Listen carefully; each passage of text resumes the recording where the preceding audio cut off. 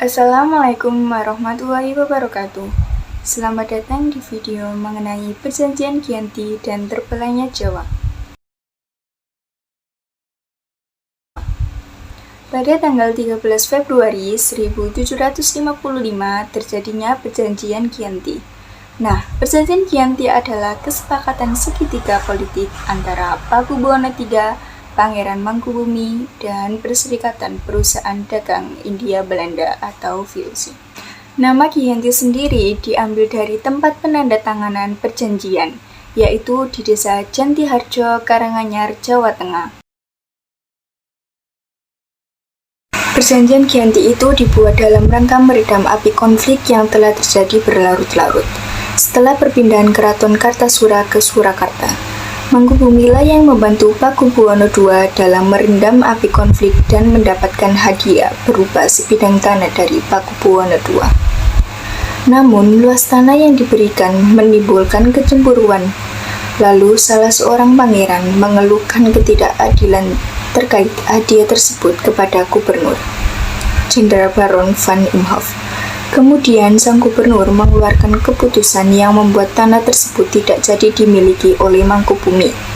Pertikaian itu melibatkan 3 calon pewaris kerajaan Mataram, yaitu Pangeran Pakubuwono II, Pangeran Mangkubumi, dan Raden Mas Said atau Pangeran Sambernyawa. Perlawanan ini mendorong Gubernur VOC untuk Jawa Utara, Nicholas Hartina, melakukan perundingan dengan Pangeran Mangkubumi.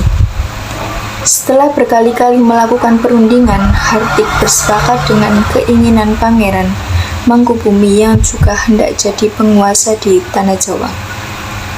Pada tanggal 23 September 1754, nota kesepahaman antara VOC dan Mangkubumi terlaksana. Dengan nota tersebut disampaikan kepada Pakubuwono III, sang pengganti Pakubuwono II. Nota tersebut menyatakan bahwa Pangeran Mangkubumi mendapatkan wilayahnya. Kemudian, pada tanggal 4 November 1754, Pakubuwono III menyatakan persetujuan terhadap hasil perundingan Gubernur Jawa Utara dengan Mangkubumi tersebut. Surat pernyataan itu disampaikan oleh Pakubuwono III kepada Gubernur Jenderal VOC Jacob Mosel. Penandatanganan Perjanjian Giyanti ini menjadi pangkal dari terbelahnya Tanah Jawa menjadi 2 bagian, atau dikenal dengan istilah Palihan Nagai. Hal ini menjadi awal mula naiknya tahta Mangkubumi di Yogyakarta sebagai Sri Sultan Hamengkubuwono I dengan gelar Senopati ing Ngaloyo Saidin Panatokomo Khalifatwo. Peristiwa tersebut sejak perjanjian yang ditandatangani pada 13 Februari 1755. Lalu setelah 2 hari kemudian, pada tanggal 15 Februari 1755, mengadakan pertemuan untuk meneruskan pembagian atribut keraton. Antara lain, yang pertama, keris yang menjadi pusaka raja diserahkan kepada Sultan Hamengkubuwono I. Kedua, bahasa Yogyakarta meneruskan bahasa Bagongan. Yang ketiga, tari dan penutup kepala atau blangkon. Sementara itu, setelah Perjanjian Giyanti, Raden Mas Said atau Pangeran Sambernyawa yang dahulu membantu Mangkubumi masih terus melakukan pemberontakan. Pangeran Sambernyawa yang merupakan terah Pakubuwono turut menuntut hak sebagai penguasa wilayah. Dalam gerakannya pada bulan Oktober 1755, Pangeran Sambernyawa berhasil mengalahkan satu kelompok pasukan VOC. Kemudian pada bulan Februari 1756, ia juga hampir membakar keraton yang baru didirikan di Yogyakarta. Setelah perang bertahun-tahun, VOC akhirnya menyudahinya dengan penandatanganan Perjanjian Salaiga pada tahun 1757. Perjanjian ini membuat Tanah Jawa kembali bangkit.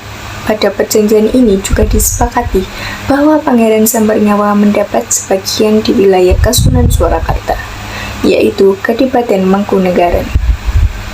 Pangeran Sambernyawa pun berjata tahta dengan gelar Kanjeng Gusti Pangeran Adipati Arya Mangkunegara Lelono Jayamiseso Senopati ing Alogo Satriya Raga Mataram ing Negari Surakarta Adiningrat.